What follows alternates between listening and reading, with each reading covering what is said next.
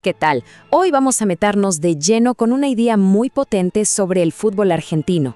Y es que no se trata solo de un deporte o de un negocio para nada, sino de una verdadera batalla por el relato nacional. Una disputa en definitiva por quién cuenta la historia de un país en la pantalla que miramos todos. El texto que analizamos hoy parte de esta premisa, de esta frase, y sostiene que hay una verdad que no se dice, una verdad sobre la privatización del fútbol argentino. Y es que no solo se vendieron los derechos para transmitirlo, sino que se vendió también su alma, su estética y toda su narrativa. Para entender bien esta idea, vamos a hacer un recorrido en 5 paradas. Primero, vamos a ver por qué se piensa en el fútbol como un derecho y no como un lujo. Después, nos vamos a la era del Estado en la pantalla, para luego analizar el modelo de ahora, el que se llama el gol del algoritmo. Desde ahí, vamos a explorar qué pasa cuando se privatiza la imaginación y cerramos con la idea central, la soberanía que está en juego. Bueno, arranquemos por acá. La idea central del autor es que, en Argentina, el fútbol es otra cosa. Es mucho más que entretenimiento. Es casi un derecho afectivo, un ritual. Es ese hilo que conecta a generaciones, a clases sociales, a todos. Por eso, cuando se empieza a discutir si el acceso debe ser libre o no, en realidad se está debatiendo algo mucho más profundo, el sentido de lo que nos es común. Y acá entra un concepto que es clave para el autor, la soberanía cultural. Entender esto es fundamental. Se trata básicamente del derecho de una nación a ser dueña de su propia historia, de sus símbolos, y el fútbol es uno de los más potentes que hay. Así que controlar quién narra el fútbol es, en el fondo, controlar una parte importantísima del relato nacional. Entonces, el punto es este. El fútbol no se ve solo como una industria más. Es una expresión de identidad, un reflejo de la historia y, sí, un espacio político. Y desde esta mirada, el Estado no es un intruso en esa cancha, sino un jugador más, uno legítimo. Ahora bien, ¿cómo se llevó esta idea a la realidad? El autor se enfoca en un ejemplo muy concreto que, digamos, encarnó esta idea del fútbol como bien público.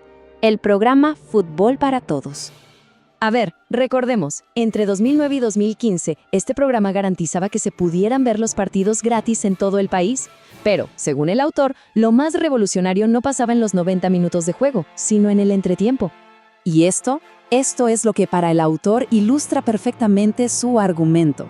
En lugar de la publicidad de siempre, en los entretiempos se veían los logros del Estado, rutas, ciencia, hospitales.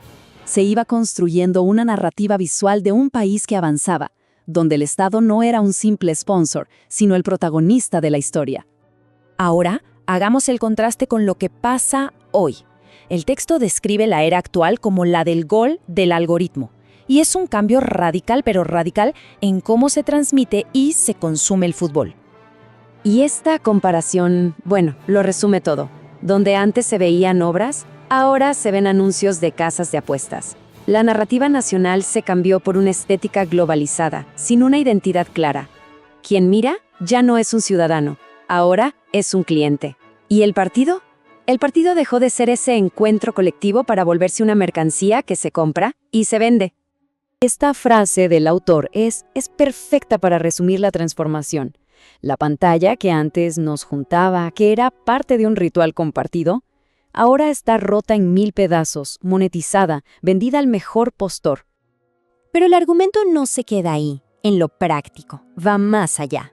Ahora vamos a explorar lo que el autor considera la pérdida más grande, la más cultural de este nuevo modelo.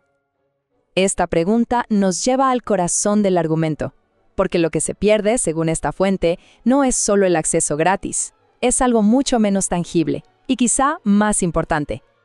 La idea es esta: cuando el Estado se va de la pantalla, también se va de la construcción de la narrativa nacional.